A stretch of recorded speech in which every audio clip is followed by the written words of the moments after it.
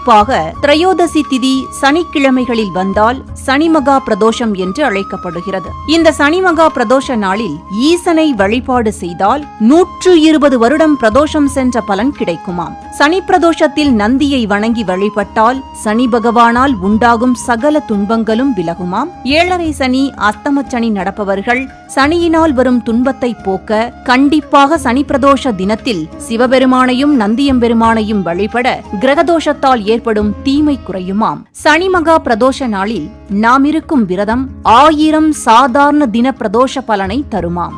சாதாரண பிரதோஷ நேரத்தில் சோமசூக்த பிரதட்சணம் செய்வதால் 1 வருடத்துக்கு ஈசனை வழிபாடு செய்த பலனும், சனி பிரதோஷ நேரத்தில் சோமசூக்த பிரதட்சணம் செய்து ஈசனை வழிபாடு செய்தால் 120 வருடம் பிரதோஷங்கள் சென்ற பலன் கிடைக்குமாம். சிவபெருமான் விஷமருந்திய தினம் சனிக்கிழமை என்று கூறப்படுவதால் அந்த கிழமையில் வரும் பிரதோஷம் மிக மிக சிறப்பானதாக